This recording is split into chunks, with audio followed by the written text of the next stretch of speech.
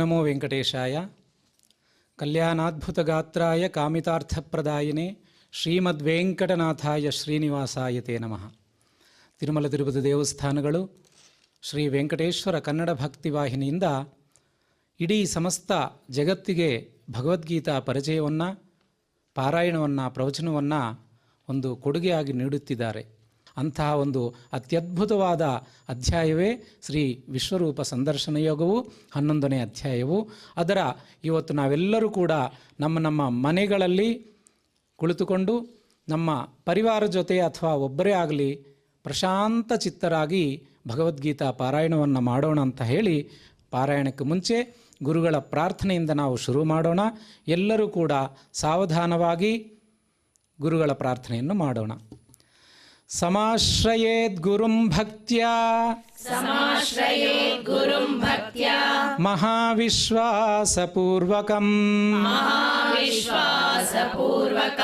ನಿಕ್ಷಿಪೇತ್ ಸರ್ವಭಾರಾಂಶ್ಚ ಗುರೋ ಶ್ರೀ ಪಾದಪಂಕಜೇ.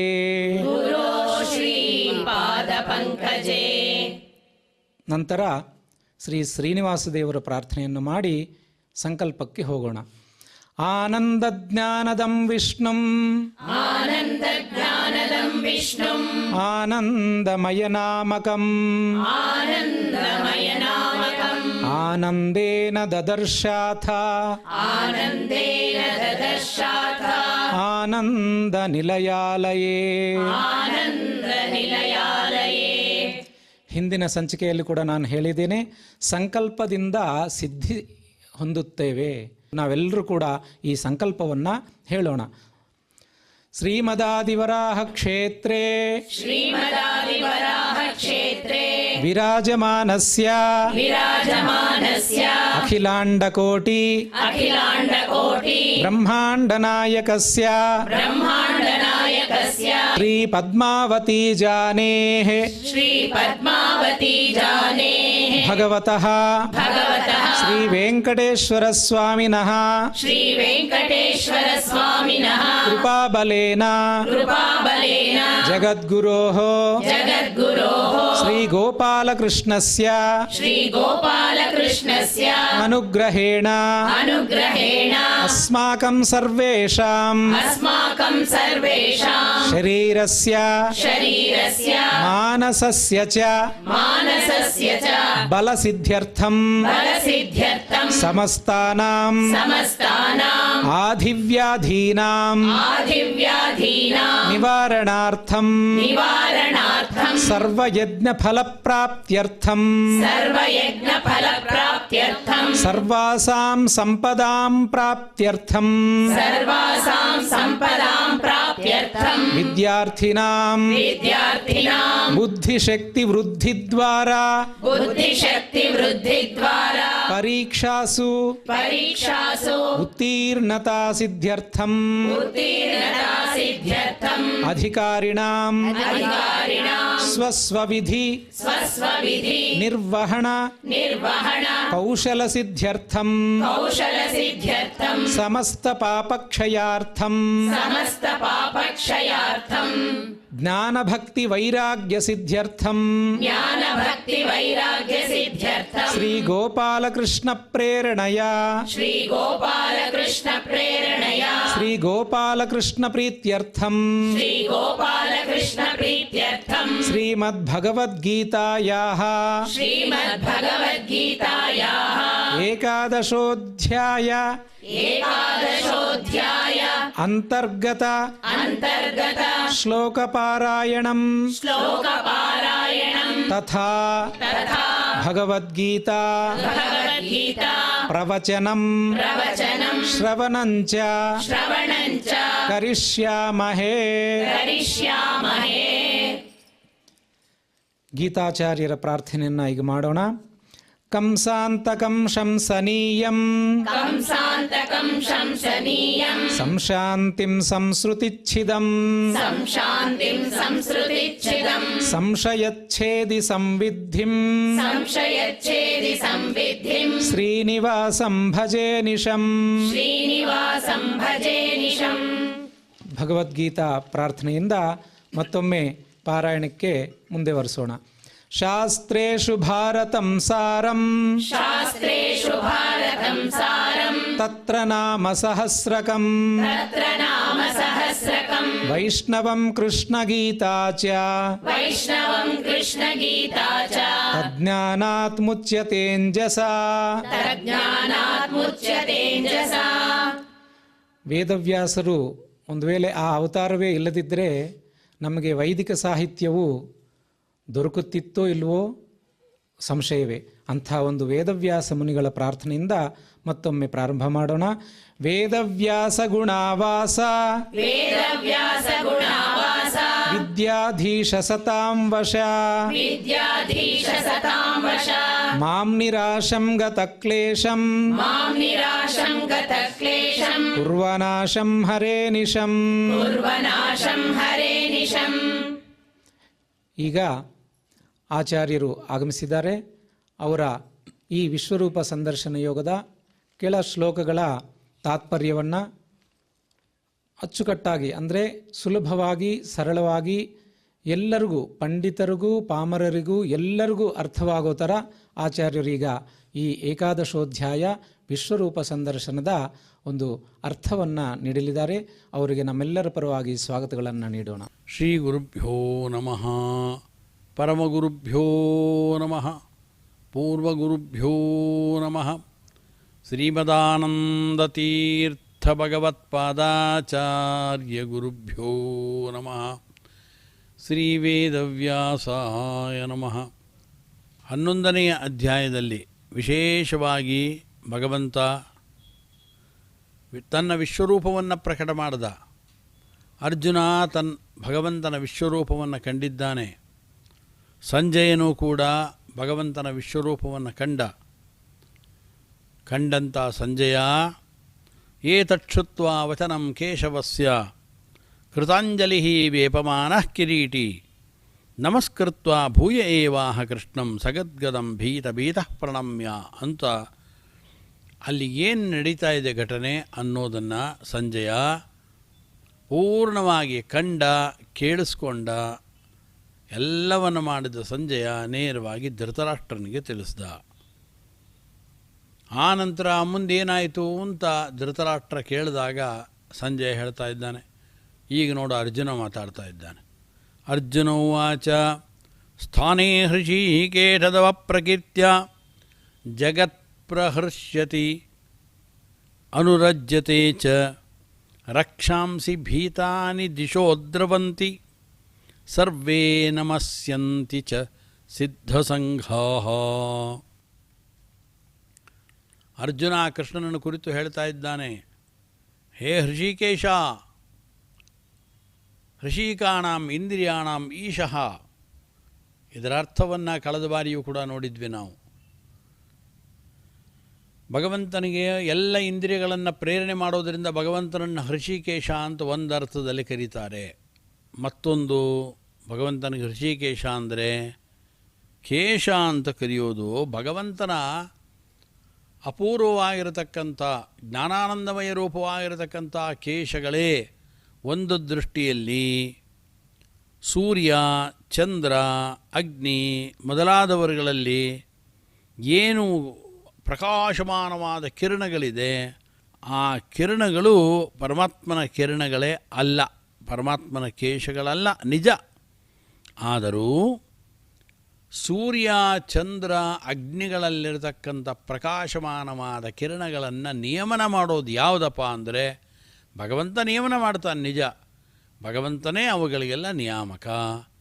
ಭಗವಂತ ನಿಯಾಮಕ ಅಂದರೂ ಅದರಲ್ಲಿ ಒಂದು ಸಣ್ಣ ಅಂಶ ಭಗವಂತನ ಕೇಶಗಳು ಅಂತ ಕಲ್ಪನೆ ಮಾಡಿ, ಅರ್ಥಾತ್ ಜ್ಞಾನಾನಂದಮಯವಾದ ಕೇಶಗಳು ಭಗವಂತನಿಗಿಲ್ಲ ಅಂತಲ್ಲ, ಅಂತಹ ಜ್ಞಾನಾನಂದಮಯವಾಗಿರತಕ್ಕಂಥ ಭಗವಂತನ ಕೇಶಗಳು ಸೂರ್ಯಚಂದ್ರ ಅಗ್ನಿ ಮೊದಲಾದಲ್ಲಿ ಇರುವ ಇಡೀ ಜಗತ್ತನ್ನು ಬೆಳಗುವ ಪ್ರಕಾಶಮಾನವಾದ ಕಿರಣಗಳಿಗೆ ಅದು ನಿಯಾಮಕವಾಗಿವೆ ಅಂತ ತಿಳಿಸ್ತಾರೆ. ಆದ್ದರಿಂದ ಸೂರ್ಯನ ಕಿರಣಗಳು, ಅಗ್ನಿಯ ಕಿರಣಗಳು, ಚಂದ್ರನ ತಂಪಾದ ಕಿರಣಗಳು ಅವುಗಳೇ ನಿಜಕ್ಕೂ ಕೂಡ ಭಗವಂತನ ಅಪ್ರಾಕೃತವಾದ ಜ್ಞಾನಾನಂದಮಯವಾದ ಕೇಶಗಳು ಅಲ್ಲ. ಅದೆರಡಕ್ಕೂ ವ್ಯತ್ಯಾಸ ಇದೆ, ಎರಡೂ ಭಿನ್ನವೇ. ಆದರೂ ನಿಯಮ್ಯ ನಿಯಾಮಕತ್ವ ಅನ್ನೋದು ಎರಡಕ್ಕೂ ಇದೆ. ಭಗವಂತನ ಕೇಶಗಳು ನಿಯಾಮಕ, ಆ ನಿಯಾಮಕವಾದ ಭಗವಂತನ ಕೇಶಗಳಿಂದ ನಿಯಂತ್ರಿಸಲ್ಪಟ್ಟವು ಯಾವುದು ಅಂದರೆ ಈ ಅಗ್ನಿ ಮೊದಲಾಗಿ ಪ್ರಕಾಶವನ್ನು ಬೀರುವ ಪ್ರತಿಯೊಂದು ವಸ್ತುಗಳು ಯಾವ್ಯಾವುದಿದೆ ಅದರಲ್ಲಿರುವ ಕಿರಣಗಳಿದೆಯಲ್ಲ ಅದೆಲ್ಲವೂ ಭಗವಂತನ ಜ್ಞಾನಾನಂದಮಯ ರೂಪವಾದ ಕೇಶಗಳಿಂದ ನೇಮಿಸಲ್ಪಟ್ಟಿವೆ. ಆದ್ದರಿಂದ ನಿಯಮ್ಯ ನಿಯಾಮಕ ಇದ್ದಲ್ಲಿ ಸ್ಥಳದಲ್ಲಿ ಅಥವಾ ಕಾರ್ಯಕಾರಣ ಭಾವ ಇದ್ದ ಸ್ಥಳದಲ್ಲಿ ಅವುಗಳನ್ನು ಅದೇ ಅಂತ ಕರೆಯೋ ವ್ಯವಹಾರ ಇದೆ. ಆದ್ದರಿಂದ ಭಗವಂತನ ಕಣ್ಣುಗಳಿಂದ ಸೂರ್ಯಚಂದ್ರರ ಉತ್ಪತ್ತಿ ಆಗಿದೆ ಅಂತ ಹೇಳಿದ್ರೆ ಭಗವಂತನ ಸೂರ್ಯಚಂದ್ರರು ಭಗವಂತನ ಕಣ್ಣುಗಳು ಅಂತ ಕರೀತಾರೆ. ಭಗವಂತನ ಕಣ್ಣು ಸೂರ್ಯಚಂದ್ರ ಅಲ್ಲ, ಸೂರ್ಯ ಬೇರೆ ಚಂದ್ರ ಬೇರೆ, ಭಗವಂತನ ಕಣ್ಣು ಬೇರೆ. ಆದರೆ ಆ ಕಣ್ಣಿನಿಂದ ಸೂರ್ಯಚಂದ್ರರು ಉತ್ಪನ್ನರಾದರು ಅಂತ ತಿಳಿಸಿದಾಗ ಯಾವ ರೀತಿಯಾಗಿ ಅವುಗಳಿಗೆ ಕಾರ್ಯಕಾರಣ ಭಾವ ಸಂಬಂಧ ಇರೋದರಿಂದ ಕಾರಣ ಭಗವಂತನ ಚಕ್ಷಸ್ಸು, ಕಾರ್ಯಗಳು ಈ ಸೂರ್ಯ ಮತ್ತು ಚಂದ್ರರು. ಆದರೂ ಕಾರ್ಯಕಾರಣ ಭಾವ ಇದ್ದ ಸ್ಥಳದಲ್ಲಿ ಸೂರ್ಯಚಂದ್ರರೇ ಭಗವಂತನ ಕಣ್ಣುಗಳೆರಡೂ ಅಂತ ವ್ಯವಹಾರವನ್ನು ಮಾಡಿಬಿಡ್ತಾರೆ. ಅದೇ ರೀತಿಯಾಗಿ ನಿಯಮ್ಯ ನಿಯಾಮಕ ಭಾವ ಇದ್ದ ಸ್ಥಳದಲ್ಲೂ ಅದೇ ಅಂತ ವ್ಯವಹಾರವನ್ನು ಮಾಡೋದು ಜಗತ್ತಿನಲ್ಲಿ ಕಂಡಿದೆ. ಆದ್ದರಿಂದ ಭಗವಂತನ ಅಪ್ರಾಕೃತವಾದ ಜ್ಞಾನಾನಂದ ರೂಪವಾಗಿರತಕ್ಕಂಥ ವಿಲಕ್ಷಣವಾದ ಏನು ಭಗವಂತನ ಕೇಶಗಳಿದೆ ಆ ಕೇಶಗಳ ನಿಯಂತ್ರಣಕ್ಕೆ ಒಳಪಟ್ಟವುಗಳು ಸೂರ್ಯ, ಚಂದ್ರ, ಅಗ್ನಿ ಮೊದಲಾದ ಪ್ರಕಾಶವನ್ನು ಬೀರುವ ಎಲ್ಲ ವಸ್ತುಗಳಲ್ಲಿರತಕ್ಕಂಥ ಕಿರಣಗಳು, ಅದರ ಪ್ರಕಾಶ. ಆದ್ದರಿಂದ ಭಗವಂತನ ಕೇಶಗಳು ಯಾವುದು ಅಂದರೆ ಸೂರ್ಯ, ಚಂದ್ರ, ಅಗ್ನಿಯಲ್ಲಿರತಕ್ಕಂತಹ ಕಿರಣಗಳು ಅಂತ ಅಭೇದ ರೂಪವಾಗಿ ವ್ಯವಹಾರವನ್ನು ಮಾಡಿದರೆ ತಪ್ಪಾಗೋದಿಲ್ಲ. ಆದ್ದರಿಂದ ಹೇ ಹೃಷಿಕೇಶ ಅಂತ ಇಲ್ಲಿ ಹೇಳಿದ್ದು. ಹಾಗೆ ನಿಜವಾಗಲೂ ಒಂದು ದೃಷ್ಟಿಯಲ್ಲಿ ಹೀಗೆ ಹೇಳಿದರು. ಅನಂತರ ಇನ್ನೊಂದು ನಮಗೆ ಗೊತ್ತಿರುವಂತೆ ಹೃಷಿಕಾಣಾಂ ಇಂದ್ರಿಯಾಣಾಂ ಈಶಃ ಹೃಷಿಕೇಶ. ಭಗವಂತ ನಮ್ಮೆಲ್ಲರ ಇಂದ್ರಿಯಗಳಿಗೆ ಒಡೆಯನಾಗಿದ್ದಾನೆ. ನಮ್ಮೆಲ್ಲರ ಇಂದ್ರಿಯಗಳನ್ನು ಪ್ರೇರಣೆ ಮಾಡುವವನು ಭಗವಂತ. ನಮ್ಮೆಲ್ಲರ ಅಂತ ಅಂದ ಕೂಡಲೇ ಯಾರ್ದಪ್ಪ ನಮ್ಮೆಲ್ಲರ ಅಂದರೆ ನಮ್ಮದು ನಿಮ್ಮದು ನಮ್ಮಂತೆ ಮನುಷ್ಯರದು ಮಾತ್ರ ಅಂತ ಅಂದ್ಕೊಳ್ಬಾರ್ದು. ನಮ್ಮೆಲ್ಲರ ಅಂತಂದರೆ ಭಗವಂತನ ಹೊರತಾಗಿ ಇರುವ ಎಲ್ಲ ಚೇತನ ರಾಶಿಗಳ ಇಂದ್ರಿಯಗಳು ಕೂಡ ಭಗವಂತನ ಪ್ರೇರಣೆಗೆ ಒಳಪಟ್ಟವು. ಅವನು ಕೊಟ್ಟ ಶಕ್ತಿಯಿಂದಲೇ ಎಲ್ಲ ದೇವಾದಿದೇವತೆಗಳ ಇಂದ್ರಿಯಗಳು, ನಮ್ಮ ಇಂದ್ರಿಯಗಳು ಕಾರ್ಯತತ್ಪರವಾಗಿವೆ. ಆದ್ದರಿಂದ ನಿಜವಾದ ಅರ್ಥದಲ್ಲಿ ಅವನು ಶ್ರೀಕೇಶ. ಆದ್ದರಿಂದ ಹೃಷಿಕ ಅನ್ನೋ ಶಬ್ದಕ್ಕೆ ಹೃಷಿಕೇಶ ಅಂದರೆ, ಹೃಷಿಕ ಅಂದರೆ ಇಂದ್ರಿಯಗಳು ಅಂತ ಅರ್ಥ ಇದೆಯಾ ಎಲ್ಲಾದರೂ ಅಂದರೆ ಇದೆ. ಭಾಗವತ ದ್ವಿತೀಯ ಸ್ಕಂದದಲ್ಲಿ ಬ್ರಹ್ಮದೇವರು ಹೇಳ್ತಾರೆ ಭಗವಂತನ ಕುರಿತು, ನಮೇ ಹೃಷಿಕಾಣಿ ಪತಂತ್ಯ ಸತ್ಪಥೆ. ಎಂದೂ ಕೂಡ ನನ್ನ ಇಂದ್ರಿಯಗಳು ಅನ್ಯತ್ರ ಭಗವದನ್ಯತ್ರ ಚಲಿಸೋದಿಲ್ಲ. ವಿಷಯ ಪದಾರ್ಥಗಳ ಆಕರ್ಷಣೆಗೆ ನನ್ನ ಇಂದ್ರಿಯಗಳು ಹೊರಡೋದಿಲ್ಲ ಅಂತ ಹೃಷಿಕ ಶಬ್ದವನ್ನು ಇಂದ್ರಿಯಗಳು ಅನ್ನೋ ಅರ್ಥದಲ್ಲಿ ಭಾಗವತದಲ್ಲಿ ಸ್ಪಷ್ಟವಾಗಿ ಬಳಸಿದ್ದಾರೆ.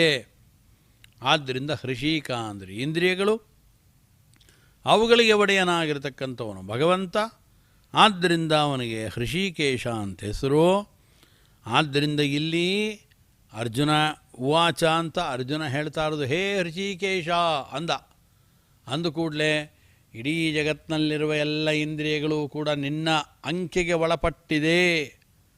ಆದ್ದರಿಂದ ನೀನು ಶಕ್ತಿ ಕೊಟ್ಟರೆ ಆಯಾ ಇಂದ್ರಿಯಗಳು ತಮ್ಮ ಕೆಲಸವನ್ನು ಮಾಡ್ತವೆ, ಇಲ್ಲದೆ ಮಾಡೋಲ್ಲ. ಆದ್ದರಿಂದ ಎಲ್ಲರ ಇಂದ್ರಿಯಗಳು ನಿನ್ನ ನಿಯಾಮಕತ್ವಕ್ಕೆ ಒಳಪಟ್ಟಿರೋದ್ರಿಂದ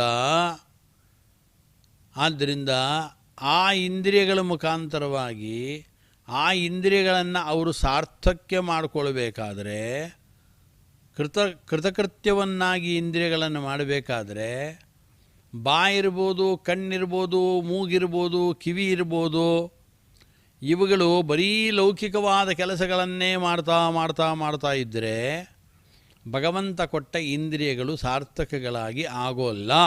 ದಾಸರುಗಳು ಇದನ್ನೆಲ್ಲ ಹೇಳ್ತಾರೆ. ಯಾವ ನಿನ್ನ ಹರಿಕತೆ ಇತ್ಯಾದಿಗಳನ್ನು, ನಿನ್ನ ಗುಣಗಳನ್ನು, ನಿನ್ನ ಮಹಿಮೆಗಳನ್ನು ಕೇಳದೇ ಇದ್ದ ಕಿವಿಗಳು ಅದು ತೂತುಗಳು, ರಂಧ್ರಗಳದು, ಅದು ಕಿವಿಗಳು, ಅದು ಒಂದು ಇಂದ್ರಿಯಗಳು ಅಂತ ಕರೆಸ್ಕೊಳ್ಳಲ್ಲ. ನಿನ್ನ ಅದ್ಭುತವಾದ ಸಾನ್ನಿಧ್ಯವನ್ನು ಪಡೆದಿರತಕ್ಕಂಥ ವಿಗ್ರಹಗಳನ್ನು, ನಿನ್ನ ಸೃಷ್ಟಿಯಲ್ಲಿರುವ ಅಪೂರ್ವವಾದ ವಸ್ತುಗಳನ್ನು ಕಾಣದ ಕಣ್ಣುಗಳಿದೆಯಲ್ಲ, ಅವು ಕಣ್ಣುಗಳೇ ಅಲ್ಲ ಅಂತ ಹೀಗೆಲ್ಲ ತುಂಬ ತೀಕ್ಷ್ಣವಾಗಿ ಪುರಾಣಗಳಲ್ಲೂ ಅದರ ನಿಂದನೆ ಮಾಡಿದ್ದಾರೆ. ಕನ್ನಡದಲ್ಲಿ ದಾಸರು ತಮ್ಮ ಪದಗಳನ್ನ ಬರೀಬೇಕಾದ್ರೆ ಅದರಲ್ಲೂ ಕೂಡ ಬೈತಾರೆ.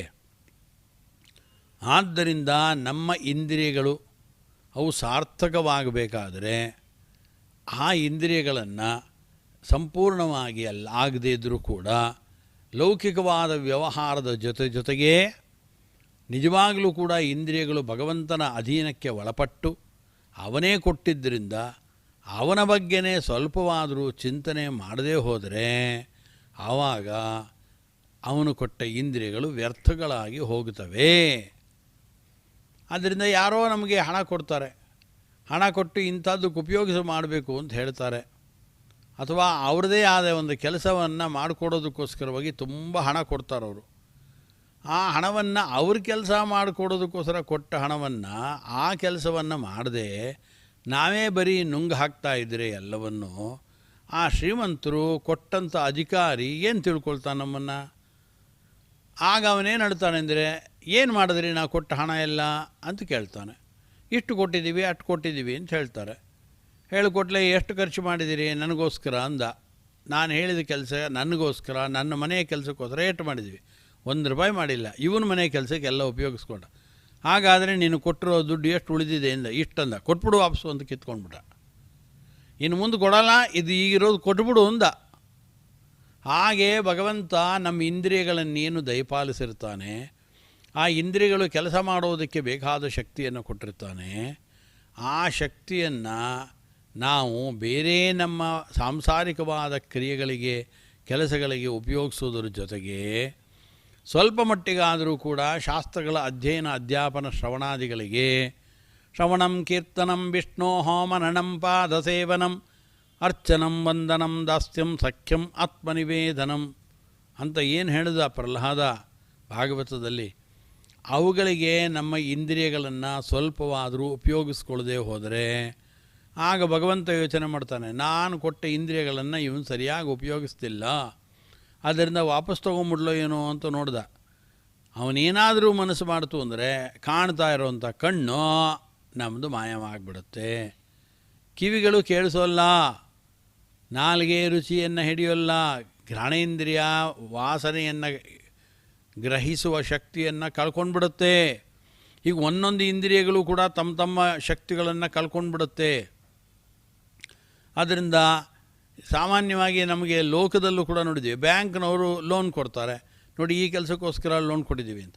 ಆ ಕೆಲಸ ತುಂಬ ಚೆನ್ನಾಗಿ ನಾವು ಮಾಡಿ ತೋರಿಸ್ತು ಅಂದರೆ, ತುಂಬ ಚೆನ್ನಾಗಿ ಮಾಡಿದ್ದೀರ ನೀವು, ಅದರಿಂದ ಮತ್ತಷ್ಟು ಲೋನ್ ತೊಗೊಳ್ಳಿ ಅಂಥೇಳಿ ಇನ್ನೊಂದಿಷ್ಟು ಸಾಲ ಕೊಟ್ಟರು ಅವರು. ಮತ್ತು ಇವನು ತೀರಿಸ್ದ, ಮತ್ತೆ ಕೆಲಸ ಚೆನ್ನಾಗಿ ಮಾಡ್ದ, ಮತ್ತು ಇನ್ನೊಂದಿಷ್ಟು ಕೊಡ್ತೀವಿ ಅಂತಂದರು. ಯಾವಾಗ ಯಾರಾದರೂ ಕೊಟ್ಟದ್ದನ್ನು ಅದನ್ನು ಸದುಪಯೋಗ ಪಡಿಸ್ಕೊಂಡು ಅವರು ಯಾವುದಕ್ಕೆ ಹೇಳಿಕೊಟ್ಟು ಕಳಿಸಿರ್ತಾರೋ ಅದೇ ಕೆಲಸಕ್ಕೆ ಉಪಯೋಗ ಮಾಡಿದ್ರೆ ಆಗ ಅವ್ರಿಗೆ ಸಂತೋಷವಾಗಿ ಆ ಇಂದ್ರಿಯಗಳಿಗೆ ಹೆಚ್ಚು ಶಕ್ತಿಗಳನ್ನು ಭಗವಂತ ತುಂಬುತ್ತಾನೆ. ಅದನ್ನು ಬಿಟ್ಟು ಇಂದ್ರಿಯಗಳನ್ನೆಲ್ಲ ಬೇಕಾದಂತೆ ಬೇಡವಾದ ವಿಚಾರಗಳಿಗೆ ಪೂರ್ಣವಾಗಿ ವಿನಿಯೋಗ ಮಾಡಿ ಭಗವದ್ವಿಚಾರಗಳಿಗೆ ಸ್ವಲ್ಪವೂ ಕೂಡ ನಾವು ನಮ್ಮ ಇಂದ್ರಿಯಗಳನ್ನು ಉಪಯೋಗಿಸ್ಕೊಳ್ಳದೇ ಇದ್ದರೆ ಭಗವಂತ ಅಂದ್ಕೊಳ್ತಾನೆ, ಇನ್ನು ಎಷ್ಟು ವರ್ಷ ಇವನಿಗೆ ಇಂದ್ರಿಯಗಳನ್ನು ಕೊಟ್ಟರೂ ಕೂಡ ಮಾಡಬೇಕಾದ ಕೆಲಸವನ್ನು ಬಿಟ್ಟು ಇನ್ನೆಲ್ಲ ಬೇಡವಾದ ಕೆಲಸ ಮಾಡ್ತಾ ಇದ್ದಾನೆ. ಆದ್ದರಿಂದ 60 ಆಯಿತು ಸಾಕು ಇವನಿಗೆ ಇಂದ್ರಿಯಗಳು ಅಂಥೇಳಿ ಆ ಇಂದ್ರಿಯಗಳನ್ನು ಹಿಂತಿರುಗಿ ಎಳ್ಕೊಂಡು ಬಿಡುತ್ತಾನೆ. ಆದ್ದರಿಂದ ಶಾಸ್ತ್ರಗಳ ಶ್ರವಣ ಇತ್ಯಾದಿಗಳು ಏನಿದೆ, ಶ್ರವಣ ಮನನಾದಿಗಳನ್ನು ಮಾಡೋದಕ್ಕೋಸ್ಕರವಾಗಿ ಭಗವಂತನ ಕೃತಿಗಳನ್ನು ಲೇಖನ ಮಾಡೋದಕ್ಕೆ ಕೈಗಳನ್ನು ಉಪಯೋಗಿಸಬೇಕು. ದಾಸರದನ್ನೆಲ್ಲ ಹೇಳ್ತಾರೆ. ಆದ್ದರಿಂದ ಅವುಗಳಿಗೆ ಉಪಯೋಗಿಸದೆ ಹೋದರೆ ಆವಾಗ ಭಗವಂತ ಅವುಗಳನ್ನು ಹಿಂತಿರುಗಿ ತಗೊಳ್ತಾನೆ. ಆದ್ದರಿಂದ ಈ ಋಷಿಕೆಗಳನ್ನು ಇಂದ್ರಿಯಗಳನ್ನೆಲ್ಲ ಕೊಟ್ಟು ನಾವು ಉಪಯೋಗಿಸ್ಕೊಳ್ತಾ ಇರೋ ವ್ಯಕ್ತಿಗಳಿದಾರಲ್ಲ, ಅವರು ಭಾರಿ ಸಂತೋಷವಾಗತ್ತೆ. ಋಷಿಕೇಶ, ನೀನು ಕೊಟ್ಟ ಎಲ್ಲ ಇಂದ್ರಿಯಗಳನ್ನು ಅಚ್ಚುಕಟ್ಟಾಗಿ ಉಪಯೋಗಿಸ್ಕೊಳ್ತಾ ಇದ್ದೀನಿ. ನನ್ನ ಸಾಂಸಾರಿಕವಾದ ಕೆಲಸಗಳಿಗೆ ಉಪಯೋಗಿಸ್ಕೊಂಡು ಅದರ ಜೊತೆಗೇ ಇನ್ನೂ ಹೆಚ್ಚು, ಮತ್ತಷ್ಟು ಹೆಚ್ಚು ಹೆಚ್ಚು ನಿನ್ನ ಜ್ಞಾನವನ್ನು ಪಡ್ಕೊಳ್ಳೋದಕ್ಕೆ ಆ ಇಂದ್ರಿಯಗಳನ್ನೆಲ್ಲ ನಾನು ಸಂಪೂರ್ಣವಾಗಿ ಉಪಯೋಗಿಸ್ಕೊಳ್ತಾ ಇದ್ದೇನೆ ಅಂತ ಅವನು ಆನಂದ ಪಟ್ಟುಕೊಂಡು ಏನು ಮಾಡ್ತಾನೆ ಅಂದರೆ, ಜಗತ್ ಪ್ರಹರ್ಷ್ಯತೆ ಅನುರಜ್ಯತೆ ಚ ತವ ಪ್ರಕೀರ್ತ್ಯ. ಆದ್ದರಿಂದ ಎಲ್ಲ ತುಂಬ ಚೆನ್ನಾಗಿ ಹೊಗಳ್ತಾ ಭಗವಂತನನ್ನು ಇಡೀ ಜಗತ್ತು ಆನಂದ ಪಡುತ್ತೆ, ನಿನ್ನಲ್ಲಿ ಅನುರಾಗವನ್ನು ತೋರಿಸುತ್ತೆ. ಆದ್ದರಿಂದ ರಕ್ಷಾಂಸಿ ಭೀತಾನಿ ದಿಶೋದ್ರವಂತಿ ಸರ್ವೇ ನಮಸ್ಯಂತಿ ಚ ಸಿದ್ಧಸಂಘೋ. ಆನಂತರ ಅರ್ಜುನ ಅಂತ ಇದ್ದಾನೆ, ಸ್ಥಾನೇ ಹೃಷಿಕೇಶ ತವ ಪ್ರಕೀರ್ತ್ಯ. ಆದ್ದರಿಂದ ನಿನ್ನನ್ನು ಹೊಗಳೋದಿದೆಯಲ್ಲ, ಅದು ತುಂಬ ಯುಕ್ತವಾದ ಕೆಲಸ. ನಾನು ಕೂಡ ನಿನ್ನ ವಿಶ್ವರೂಪವನ್ನು ನೋಡಿದಾಗ ತುಂಬ ಹೊಗಳಿದೆ. ಇಡೀ ಜಗತ್ತು, ನಿನ್ನಿಂದ ಉಪಕೃತವಾದ ಜಗತ್ತು ನಿನ್ನನ್ನು ಹೊಗಳ್ತಾ ಇದೆ. ಇದು ಸ್ಥಾನೇ, ಇದು ಅತ್ಯಂತ ಯುಕ್ತವಾದದ್ದು. ಉಪಕಾರ ಮಾಡಿದವ್ರನ್ನ ಹೊಗಳದೇ ಇರೋಕ್ಕಾಗತ್ತೆ? ಯಾರಿಂದ ಉಪಕೃತರಾಗ್ತೀವೋ ಅವರಿಗೆ ಕೃತಜ್ಞತಾ ರೂಪದಲ್ಲಾದರೂ ಕೂಡ ಅವರನ್ನು ನಾವು ಹೊಗಳಬೇಕಾಗತ್ತೆ. ಇಡೀ ಜಗತ್ತಿನ ಸೃಷ್ಟಿಸ್ಥಿತಿ ನಿಯಮನ ಜ್ಞಾನಾಜ್ಞಾನ ಬಂದ ಮೋಕ್ಷಗಳನ್ನು ಕೊಡ್ತಕ್ಕಂಥ ಭಗವಂತ, ಅವನಿಗೇನೂ ಉಪಯೋಗ ಇಲ್ಲದೆ ನಿಷ್ಕಾರಣವಾಗಿ ಅವನು ಕೊಡ್ತಾ ನಮ್ಮ ಮೇಲೆ ಕರುಣಾಪೂರ್ಣವಾದ ದೃಷ್ಟಿಯನ್ನು ಹಾಕುತ್ತಾ ಚೆಲ್ಲುತ್ತಾ ಆತ ನಮಗೆ ಅನುಕೂಲವನ್ನು ಮಾಡಿಕೊಡ್ತಾ ಇದ್ದಾಗ ಅವನನ್ನು ಹೊಗಳಿದ್ರೆ, ಅದು ಹೊಗಳಿಸ್ಕೊಳ್ಳೋಕ್ಕೆ ಗುಣ ಇದೆಯೋ ಇಲ್ಲೋಪ್ಪ ಅಂದರೆ ಬೇಕಾದಂತೆ ಗುಣಗಳಿದೆ.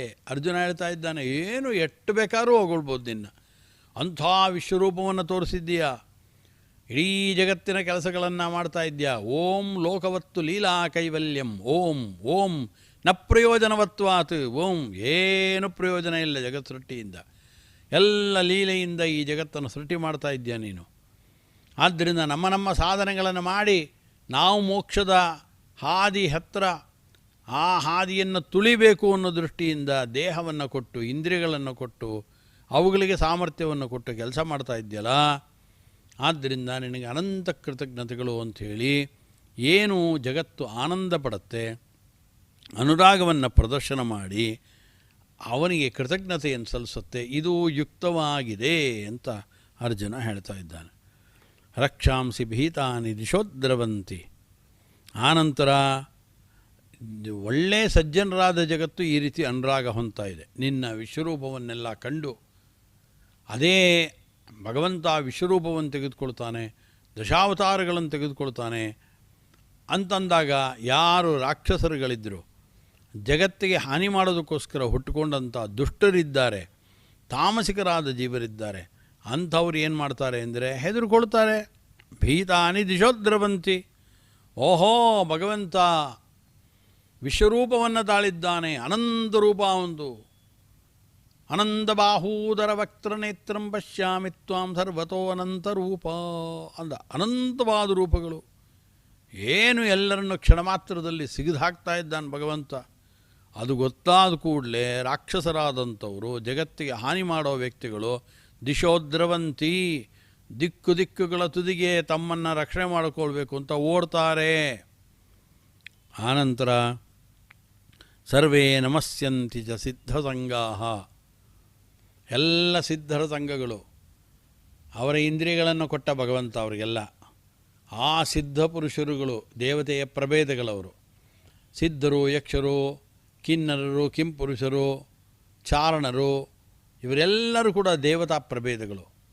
ಅನೇಕ ದೇವತಾ ಪ್ರಭೇದಗಳು ಏನು ಮಾಡ್ತವೆ, ಭಗವಂತ ಕೊಟ್ಟಿರತಕ್ಕಂಥ ಇಂದ್ರಿಯಗಳನ್ನು ಉಪಯೋಗಿಸ್ಕೊಂಡು, ಜ್ಞಾನೇಂದ್ರಿಯ ಕರ್ಮೇಂದ್ರಿಯಗಳನ್ನು ಉಪಯೋಗಿಸ್ಕೊಂಡು ನಿರಂತರವಾಗಿ ಭಗವಂತನಲ್ಲಿ ತಪಸ್ಸನ್ನು ಮಾಡ್ತಾ ಆ ತಪಸ್ಸಿನಿಂದ ಅವನನ್ನು ಸಂತೋಷಗೊಳಿಸಿ ತಾವು ಸಿದ್ಧಿಯನ್ನು ಪಡ್ಕೊಳ್ತಾರೆ. ಅಂತಹ ಸಿದ್ಧರ ಸಂಘ, ಆ ದೇವತಾ ಪ್ರಭೇದಗಳೇನಿದೆ ಅವರು ಸರ್ವೇ ನಮಸ್ಯಂತಿ. ಅವರಂತಾರೆ, ಭಗವಂತ ನೀನು ಮಾಡಿರುವ ನಮಗೆ ಉಪಕಾರ ಏನಿದೆ, ನಾವು ತಪಸ್ಸು ಮಾಡಬೇಕು ಅಂದರೆ ನಮ್ಮ ಮನಸ್ಸು ನಿಶ್ಚಲವಾಗಿ ಒಂದು ಕಡೆ ನಿಂತ್ಕೊಳ್ಬೇಕು, ನಾವು ಪದ್ಮಾದಿ ಆಸನಗಳಲ್ಲಿ ಕುಳಿತುಕೊಳ್ಬೇಕು ಅಂದರೆ ನಮ್ಮ ಕರ್ಮೇಂದ್ರಿಯಗಳನ್ನಿರ್ಬೋದು, ನಮ್ಮ ಜ್ಞಾನೇಂದ್ರಿಯಗಳನ್ನು, ಮನಸ್ಸನ್ನು, ಇದೆಲ್ಲವನ್ನು ಪ್ರೇರಣೆ ಮಾಡಿದಂಥವನು ನೀನು. ನಿನ್ನ ಪ್ರೇರಣೆಗೆ ಅನುಗುಣವಾಗಿ, ನೀನು ಕೊಟ್ಟ ಶಕ್ತಿಗೆ ಅನುಗುಣವಾಗಿ ನಾವು ನಮ್ಮ ಮನಸ್ಸನ್ನು ನಿನ್ನಲ್ಲಿ ತೊಡಗಿಸಿದ್ದೇವೆ, ವಿಶೇಷವಾದ ತಪಸ್ಸನ್ನು ಮಾಡಿದ್ದೇವೆ. ನಮ್ಮ ತಪಸ್ಸು ಇದು ನಿಶ್ಚಯವಾಗಿಯೂ ಕೂಡ ನಮ್ಮ ತಪಸ್ಸು ಅದು ಸಾಫಲ್ಯವನ್ನು ಪಡಿಬೇಕಾದರೆ ನೀನೇ ಮುಖ್ಯ ಕಾರಣ. ಆದ್ದರಿಂದ ನಿನಗೆ ನಾವೇನೂ ಕೊಡಲಿಕ್ಕಾಗೋಲ್ಲ, ಆದ್ದರಿಂದ ನಿನಗೆ ನಮಸ್ಕಾರ ಮಾತ್ರ ಕೊಡ್ತಾ ಇದ್ದೀವಿ ಅಂಥೇಳಿ ಸರ್ವೇ ನಮಸ್ಯಂತಿ ಚ ಸಿದ್ಧಸಂಘಾ. ಎಲ್ಲರೂ ನಮಸ್ಕಾರವನ್ನು ಸಿದ್ಧ ಸಂಘದವರು ಎಲ್ಲ ನಮಸ್ಕಾರ ಮಾಡ್ತಾ ಇದ್ದಾರೆ. ಅದನ್ನು ಸಿದ್ಧ ಸಂಘ ಅಂದರೆ ಅದನ್ನಿಟ್ಕೊಳ್ಬೇಕು, ಉಪಲಕ್ಷಣವಿದೆಯಾ? ಎಲ್ಲ ಸಜ್ಜನರುಗಳು, ಜ್ಞಾನಿಗಳಾದಂಥವರು, ದೇವತೆಗಳ ಅನೇಕ ಪ್ರಭೇದಗಳವರು ಎಲ್ಲರೂ ಭಗವಂತನಿಂದ ಉಪಕೃತರಾಗಿ ನಮಸ್ಕಾರ ಮಾಡ್ತಾ ಇದ್ದಾರೆ. ಆದ್ದರಿಂದ ಎಲ್ಲ ಇಂದ್ರಿಯಗಳಿಗೆ ಪ್ರೇರಕನಾದವನು ಭಗವಂತ. ಅವನು ಕೊಡದೇ ಹೋದರೆ ನಿಜವಾಗಲೂ ನಮ್ಮ ಚಕ್ಷುರಿಂದ್ರಿಯ ಇದೆ, ಅದಕ್ಕೆ ಪ್ರೇರಕನಾದವನು ಸೂರ್ಯ ಅಂತೀವಿ ನಾವು. ವಾಗೀಂದ್ರಿಯ ಇದೆ, ಅದಕ್ಕೆ ಪ್ರೇರಕರಾದವರು ಅಗ್ನಿದೇವತೆ ಅಂತೀವಿ, ತತ್ವಾಭಿಮಾನಿ ದೇವತೆ. ಆದರೆ ಆ ಅಗ್ನಿ ಎಂಬ ದೇವತೆಗೆ ಅವನಿಗೆ ಕಣ್ಣು, ಕಿವಿ, ಮೂಗು ಎಲ್ಲ ಇದೆಯೋ ಇಲ್ಲೋ? ಇದೆ. ಹಾಗಾದರೆ ಅಗ್ನಿ ಮಾತಾಡೋದಾದರೆ ಅವನ ವಾಗೀಂದ್ರಿಯಕ್ಕೆ ಪ್ರೇರಕರಾದವರು ಯಾರು ಅಂತ ಪ್ರಶ್ನೆ ಬರುತ್ತೆ. ಅವನಿಗಿಂತ ಮೇಲೆ ಇರತಕ್ಕಂಥ ದೇವತೆ, ಅವನ ವಾಗೀಂದ್ರಿಯಕ್ಕೆ ಪ್ರೇರಕರಾದವರು ಯಾರು? ಹೀಗೆ ಮೇಲಕ್ಕೆ ಹೋಗ್ತಾ ಹೋಗ್ತಾ ನಮಗೆ ನೇರವಾಗಿ ಅಗ್ನಿ ಎಂಬುವನು ನಮ್ಮ ವಾಗೀಂದ್ರಿಯಕ್ಕೆ ಪ್ರೇರಕವಾದ ತತ್ವಾಭಿಮಾನಿ ದೇವತೆ ಅಂತ ನಾವು ಒಪ್ಕೊಂಡ್ರು. ಅವರವರ ಇಂದ್ರಿಯಗಳಿಗೆ ಮತ್ತೆ ಪ್ರೇರಕರಾಗಿರ್ತಕ್ಕಂಥವ್ರು ಯಾರು ಅಂತ ನೋಡ್ಕೊಂಡು ಹೋದರೆ ಅಂತಿಮವಾಗಿ ಭಗವಂತನಿಗೆ ಇಂದ್ರಿಯಗಳಿಲ್ವಾ? ಇದೆ. ಆದರೆ ಅವನ ಇಂದ್ರಿಯಗಳಿಗೆ ಪ್ರೇರಕರಾದವರು ಯಾರು? ಭಗವಂತನ ಇಂದ್ರಿಯಗಳಿಗೆ ಅಂದರೆ ಸ್ವರಾಟ್, ಆತ ಸ್ವತಂತ್ರ. ಧ್ರುವ ಹೇಳಿದ್ದು, ಯಾವಾಗ ಭಗವಂತನನ್ನು ತನ್ನೆದುರು ಕಂಡು ಕೂಡಲೇ ಮಾತಾಡೋಕ್ಕಾಗಿಲ್ಲ. ಭಗವಂತನ ತನ್ನ ಕರದಲ್ಲಿದ್ದಂಥ ಶಂಖವನ್ನು ಸ್ಪರ್ಶ ಮಾಡಿದ ಕೂಡಲೇ ಥಟ್ಟನೆ ಬಾಯಿಂದ ಮಾತುಗಳು ಹೊರಬಂದು ಸ್ತೋತ್ರ ರೂಪವಾಗಿ ಬಂದು ಅವನಿಗೆ ನಮಸ್ಕಾರವನ್ನು ಮಾಡಿದ. ಯೋಂತಃ ಪ್ರವಿಶ್ಯ ಮಮ ವಾಚಮಿಮಂ ಪ್ರಸುಪ್ತಾಂ ಸಂಜೀವಯತ್ಯಖಿಲ ಶಕ್ತಿಧರಸ್ವಧಾಮ್ನ ಅನ್ಯಾಂಶ್ಚ ಹಸ್ತಚರಣ ಶ್ರವಣತ್ವಗಾಧೀನ್ ಪ್ರಾಣಾನ್ನಮೋ ಭಗವತೆ ಪುರುಷಾಯ ತುಭ್ಯಂ ಅಂತ. ಪುರುಷಾಯ ತುಭ್ಯಂ, ಪುರುಷ ಎಂಬತಕ್ಕಂಥದ್ದು ರೂಪ, ಅದು ನಮ್ಮ ದೇಹದ ಒಳಗಡೆ ಇರುವಂಥ ಭಗವಂತನ ಒಂದು ರೂಪ ಅದು. ಆದ್ದರಿಂದ ಒಳಗೆ ಕೂತು ನಮ್ಮ ಇಂದ್ರಿಯಗಳಿಗೆ ಪ್ರೇರಣೆ ಮಾಡದಂಥವು ನೀನೇನೇ, ಅಂತಹ ನಿನಗೆ ನಮಸ್ಕಾರ ಅಂತ ಧ್ರುವ ತಾನು ಭಗವಂತನಿಗೆ ನಮಸ್ಕಾರವನ್ನು ಹಾಕದ. ಆದ್ದರಿಂದ ಅದನ್ನೇ ವಿಶೇಷವಾಗಿ ಮೋಕ್ಷ ಧರ್ಮದಲ್ಲಿ ಈ ಎಲ್ಲ ಅಂಶಗಳನ್ನು ಸೇರಿಸಿಕೊಂಡು ಹೇಳ್ತಾ ಇದ್ದಾರೆ. ಸೂರ್ಯ ಚಂದ್ರಮಸೋ ಶಶ್ವತ್ಕೇಶೈ ಮೇ ಅಂಶ ಸಂಜ್ಞಿತೈ ಬೋಧಯನ್ ಸ್ಥಾಪಯಂಶ್ಚೈವ ಜಗದುತ್ಪದ್ಯತೆ ಪೃಥಕ್. ಇಡೀ ಜಗತ್ತಿನ ಉತ್ಪತ್ತಿಯಾದಿಗಳಿಗೆ, ಸಸ್ಯದ ಉತ್ಪತ್ತಿಯಾದಿಗಳಿಗೆ ಪ್ರತಿಯೊಬ್ಬ ಮನುಷ್ಯ ಶಕ್ತಿಯನ್ನು ಪಡೆಯೋದಕ್ಕೆ ಬೇಕಾಗಿದ್ದು ಸೂರ್ಯ, ಚಂದ್ರ, ಅಗ್ನಿ ಮೊದಲಾದವಲ್ಲಿರತಕ್ಕಂಥ ಕಿರಣಗಳು, ಬೆಳಕು, ಪ್ರಕಾಶ, ಅವುಗಳಿಂದ ನಮಗೆಲ್ಲ ಶಕ್ತಿ ಬರುತ್ತೆ. ಬೋಧಯನ್ ಸ್ಥಾಪಯಂಶ್ಚೈವ ಜಗದುತ್ಪದ್ಯತೆ ಪೃಥಕ್ ಬೋಧನಾ ಸ್ಥಾಪನಾಚ್ಚೈವ ಜಗತೋ ಹರ್ಷ ಸಂಭವಾತ್. ಆದ್ದರಿಂದ ಇದರಿಂದ ಏನಾಗುತ್ತೆ? ಜಗತ್ತಿಗೆ ಒಳ್ಳೆ ಆನಂದ ಉಂಟಾಗತ್ತೆ. ಅಗ್ನಿಶೋಮಕೃತೈ ಏಭಿ ಕರ್ಮಭಿ ಪಾಂಡುನಂದನ, ಹೇ ಪಾಂಡುನಂದನ, ಅಗ್ನಿ ಸೂರ್ಯ ಚಂದ್ರರಲ್ಲಿರತಕ್ಕಂಥ ಕಿರಣಗಳ ಉಪಯೋಗಗಳನ್ನು ಪಡೆದುಕೊಂಡು ನಾವೇನು ಆನಂದವನ್ನು ಪಡ್ತೇವೆ ಅದು ಹೃಷಿಕೇಶೋ ಮಹೇಶಾನಃ ವರದೋ ಲೋಕಭಾವನಃ. ಆದ್ದರಿಂದ ಹೃಷಿಕೇಶ ನಿಜವಾಗಲೂ ಕೂಡ ಆ ಎಲ್ಲ ಶಕ್ತಿಯನ್ನು ಕೊಟ್ಟಂಥವರು ದೇವತೆಗಳು ಮಾತ್ರ ಅಲ್ಲ, ಅವರ ಒಳಗಡೆ ಕೂತಿರತಕ್ಕಂಥ ಭಗವಂತ. ಆದ್ದರಿಂದ ಅವನಿಗೆ ಹೃಷಿಕೇಶ ಅಂತ ಹೆಸರು ಅಂತ ಇಷ್ಟನ್ನೆಲ್ಲ ಹೇಳಿಕೊಂಡು ಬಂದರು. ಆದ್ದರಿಂದ ಅರ್ಜುನ ತಾನು ನೋಡಿದ್ದಾನೆ. ನೋಡಿ ಬಹಳ ಆನಂದ ಪಟ್ಟುಕೊಂಡ ಅರ್ಜುನ. ಅರ್ಜುನ ಆನಂದವನ್ನು ಪಟ್ಟುಕೊಂಡು ಇಡೀ ಜಗತ್ತು ನಿನ್ನನ್ನು ಹೊಗಳುತ್ತಲ್ಲ, ಯಾಕೆ ಅಂತ ನನಗೀಗ ಪ್ರತ್ಯಕ್ಷವಾಗಿ ಗೋಚರವಾಯಿತು ಅಂತ ಅದನ್ನು ತಿಳಿಸಿ ಆನಂತರ ಅರ್ಜುನ ಮತ್ತೆ ಮುಂದುವರೆದು ಹೇಳ್ತಾ ಇದ್ದಾನೆ. ಕಸ್ಮಾಚ್ಚತೇನ ನಮೇರನ್ ಮಹಾತ್ಮನ್ ಗರೀಯಸೆ ಬ್ರಹ್ಮಣೋಪ್ಯಾದಿಕರ್ತೃ ಅನಂತದೇವೇಶ ಜಗನ್ನಿವಾಸ ತ್ವಮಕ್ಷರಂ ಸದಸತ್ತತ್ಪರಂ ಯತ್. ಕಸ್ಮಾಚ್ಚತೇನ ನಮೇರನ್ನ ಮಹಾತ್ಮನ್ ಅಂದ ಕೃಷ್ಣನನ್ನು ಕುರಿತು. ಹೇ ಮಹಾತ್ಮನ್ ಅಂತ ಇದ್ದಾನೆ. ನೀನು ಮಹಾತ್ಮ, ದೊಡ್ಡ ಮಹಾತ್ಮ ನೀನು ಅಂತ. ಮಹಾನ್ ಆತ್ಮ ಜಗತ್ತಿನಲ್ಲಿ ಯಾರು? ಭಗವಂತ. ಆದ್ದರಿಂದ ಭಗವಂತನನ್ನು ಕುರಿತು ಹೇಳ್ತಾ ಹೇ ಮಹಾತ್ಮನ್ ಅಂತ ಸಂಬೋಧನೆಯನ್ನು ಅರ್ಜುನ ಮಾಡ್ದ. ಏನು ಮಹಾತ್ಮನ್ ಅಂದರೆ ದೊಡ್ಡ ಆತ್ಮ ಅಂತ ಅರ್ಥ. ನಮ್ಮದು ಆತ್ಮ ಚಿಕ್ಕ ಆತ್ಮ, ನಮ್ಮದು ಅಣುಗಾತ್ರದ ಆತ್ಮ. ನಮ್ಮದು ಬರೀ ಪರಿಮಾಣದಲ್ಲಿ ಮಾತ್ರ ಅಣುಗಾತ್ರವಾದ ಆತ್ಮ ಅಲ್ಲ, ಗುಣಗಳೂ ನಮಗೆ ಕಡಿಮೆ, ಆ ನಂತರದಲ್ಲಿ ಪರಿಮಾಣವೂ ಕಡಿಮೆ. ಆದರೆ ಭಗವಂತನದು ಹಂಗಲ್ಲ. ಅವನು ಪರಿಮಾಣ ರೂಪದಲ್ಲೂ ಕೂಡ ಅವರು ಅಣೋರಣೀಯಾನ್ ಮಹತೋ ಮಹೀಯಾನ್. ಆದ್ದರಿಂದ ಮಹಾಮಹತ್ ಪರಿಮಾಣವನ್ನು ಹೊಂದಿದಂಥವನು ಭಗವಂತ. ಆದ್ದರಿಂದ ಮಹಾತ್ಮನ್ ಅವನು.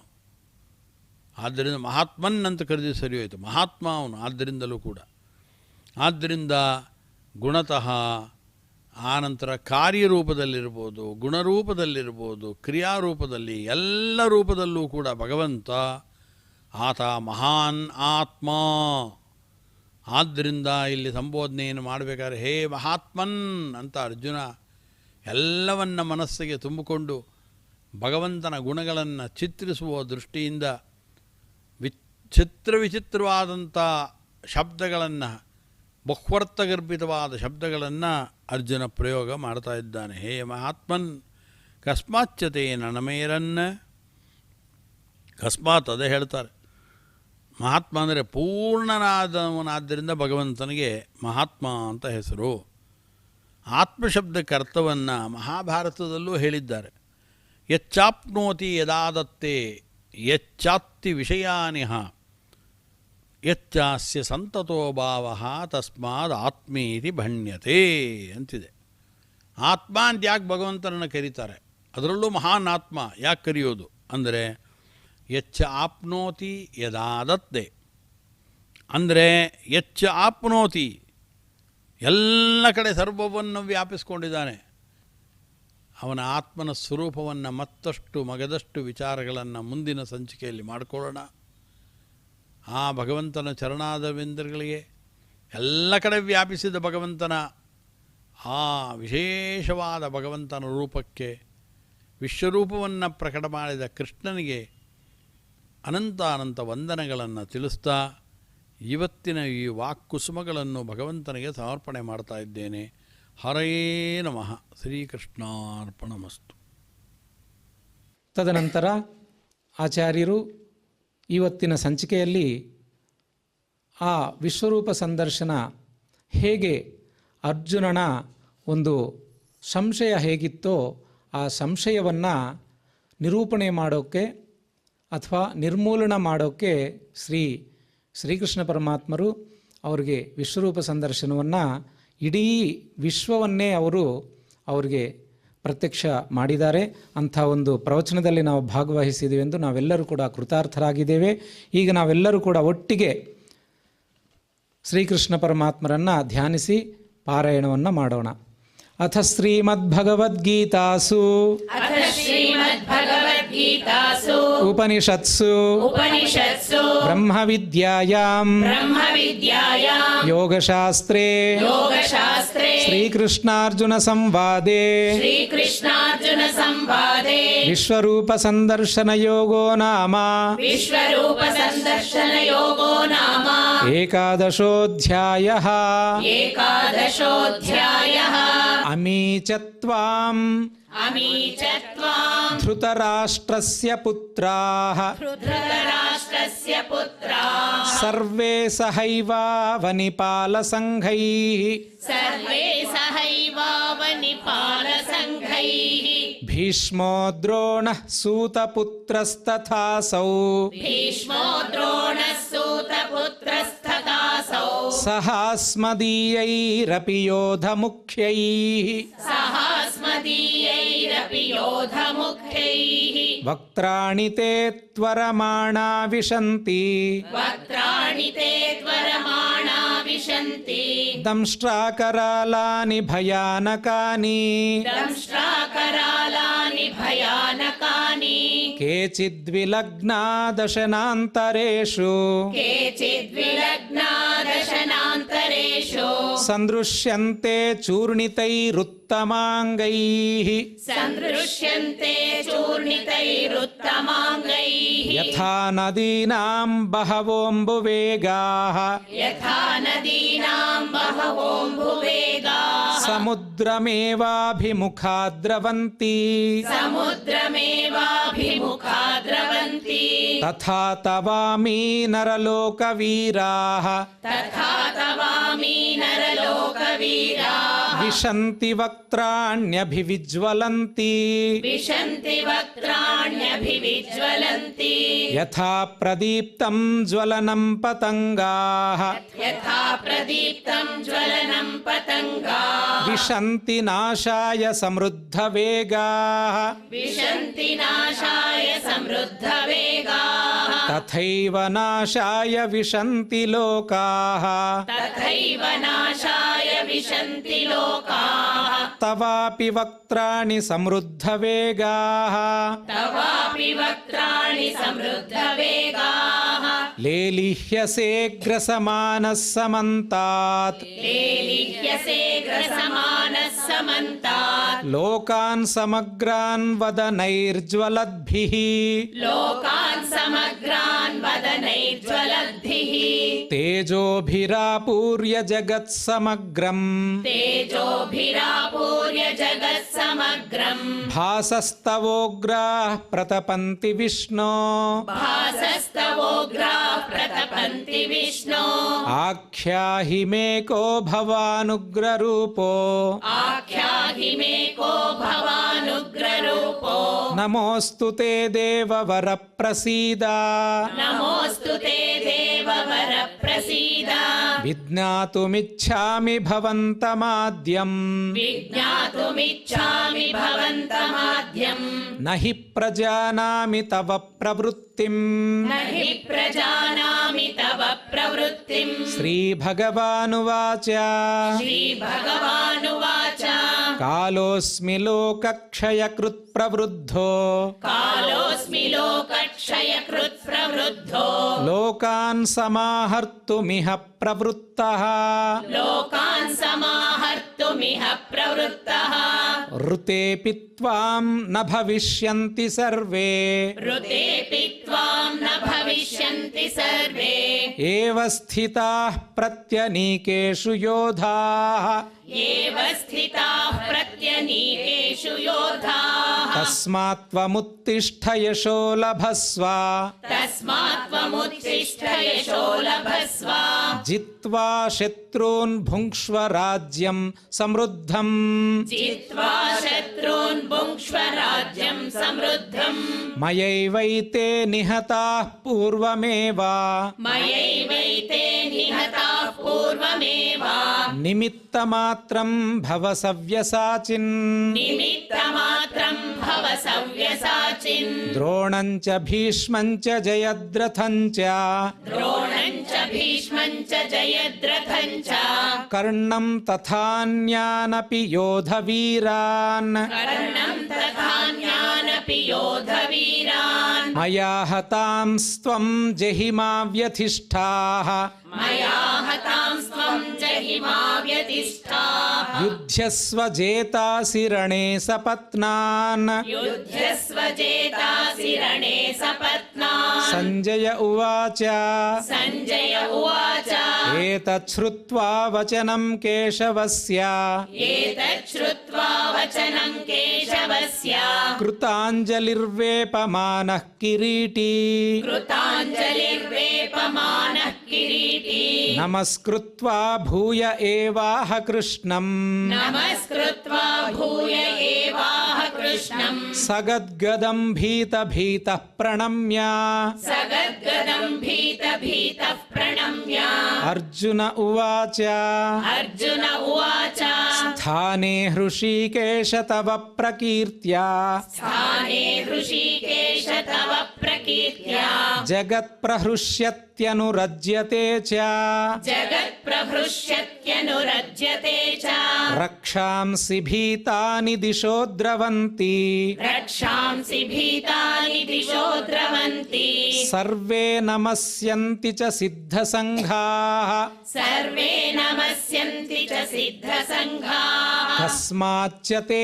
ननमेरन्महात्मन् कस्माच्च तेन न मेरन्महात्मन् गरीयसे ब्रह्मणोऽप्यादिकर्त्रे गरीयसे ब्रह्मणोऽप्यादिकर्त्रे अनन्तदेवेश जगन्निवास अनन्तदेवेश जगन्निवास त्वमक्षरं सदसत्तत्परं यत् त्वमक्षरं सदसत्तत्परं यत् त्वमादिदेवः पुरुषः पुराणः त्वमादिदेवः पुरुषः पुराणः त्वमस्य विश्वस्य परं निधानम् त्वमस्य विश्वस्य परं निधानम् वेत्तासि वेद्यं च परं च धाम वेत्तासि वेद्यं च परं च धाम त्वया ततं विश्वमनन्तरूपा त्वया ततं विश्वमनन्तरूपा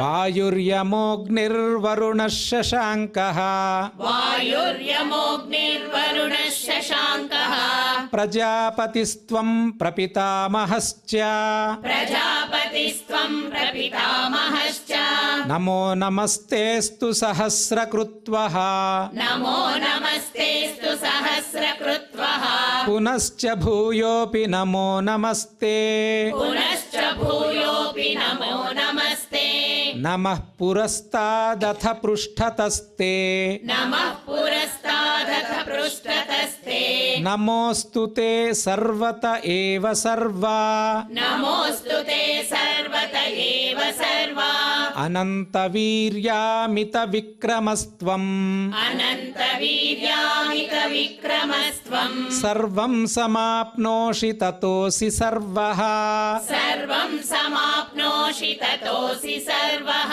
सखेति मत्वा प्रसभं यदुक्तम् सखेति मत्वा प्रसभं यदुक्तम् हे कृष्ण हे यादव हे सखेति हे कृष्ण हे यादव हे सखेति अजानता महिमानं तवेदम् अजानता महिमानं तवेदम् मया प्रमादात् प्रणयेन वापि मया प्रमादात् प्रणयेन वापि यच्चापहासार्थमसत्कृतोऽसि यच्चापहासार्थमसत्कृतोऽसि विहारशय्यासनभोजनेषु विहारशय्यासनभोजनेषु एकोऽथवाप्यच्युत तत्समक्षम् एकोऽथवाप्यच्युत तत्समक्षम् तत्क्षामये त्वामहमप्रमेयम् रक्षामये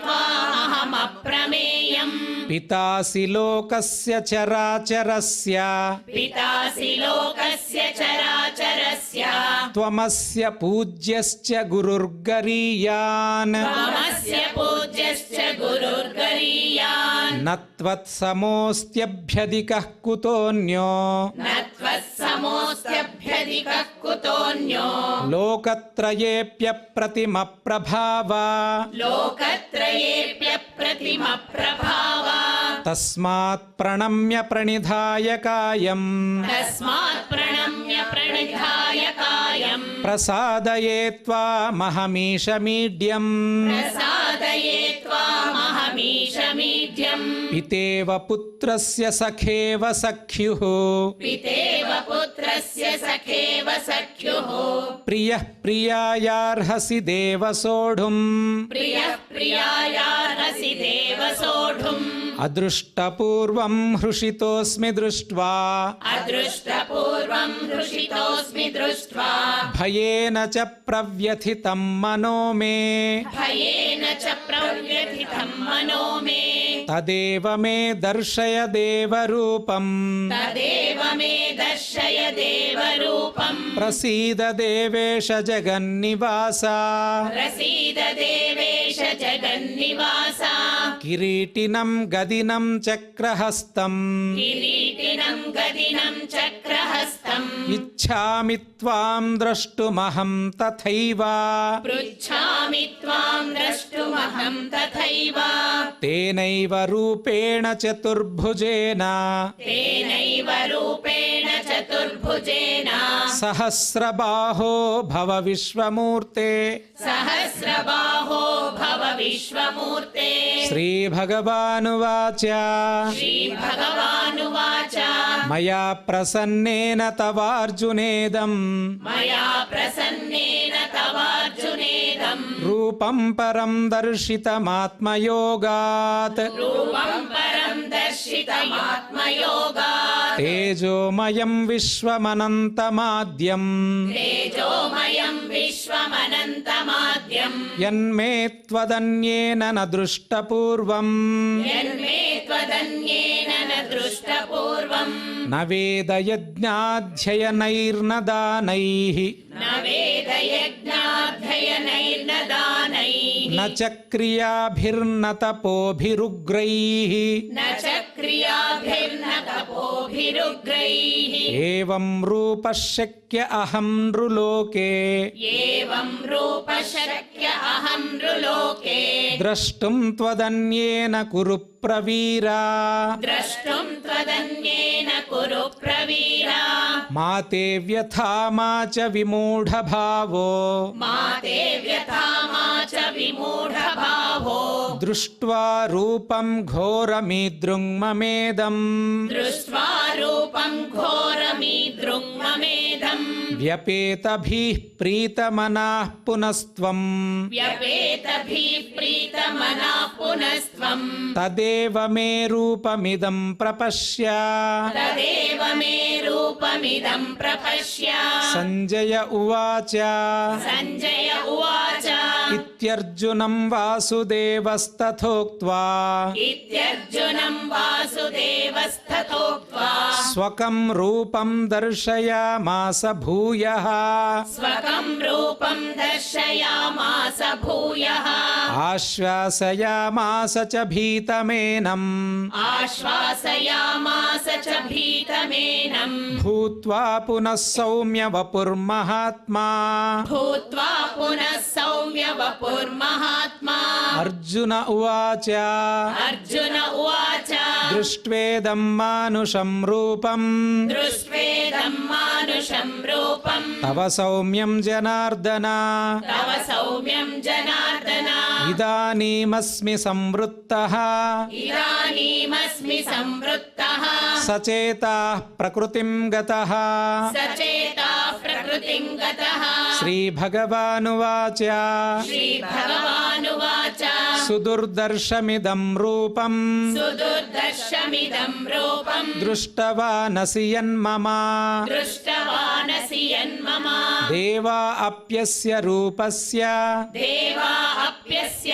रूपस्य ನಿತ್ಯಂ ದರ್ಶನಕಾಂಕ್ಷಿಣಃ नित्यं दर्शनकाङ्क्षिणः ನಾಹಂ ವೇದೈರ್ನ ತಪಸಾ नाहं वेदैर्न तपसा ನ ದಾನೇನ ನ ಚೇಜ್ಯಯಾ न दानेन न चेज्जया ಶಕ್ಯ ಏವಂ ವಿಧೋ ದ್ರಷ್ಟುಂ शक्य एवं विधो द्रष्टुम् ದೃಷ್ಟವಾನಸಿ ಮಾಂ ಯಥಾ दृष्टवानसि मां यथा ಭಕ್ತ್ಯಾ ತ್ವನನ್ಯಯಾ ಶಕ್ಯಃ भक्त्या त्वनन्यया शक्यः ಅಹಮೇವಂ ವಿಧೋರ್ಜುನ अहमेवं विधोऽर्जुन ಜ್ಞಾತುಂ ದ್ರಷ್ಟುಂ ಚ ತತ್ವೇನ ज्ञातुं द्रष्टुं च तत्त्वेन ಪ್ರವೇಷ್ಟುಂ ಚ ಪರಂತಪ प्रवेष्टुं च परन्तप ಮತ್ಕರ್ಮ ಕೃನ್ಮತ್ಪರಮೋ मत्कर्म कृन्मत्परमो ಮದ್ಭಕ್ತಃ ಸಂಗವರ್ಜಿತಃ मद्भक्त मत्तः सङ्गवर्जितः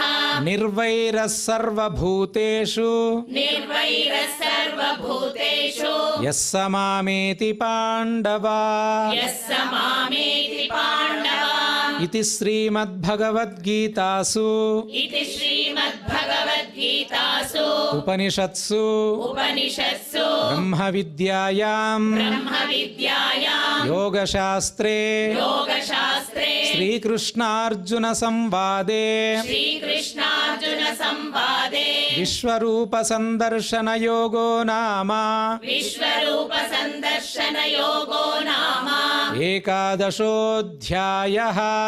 एकादशोऽध्यायः।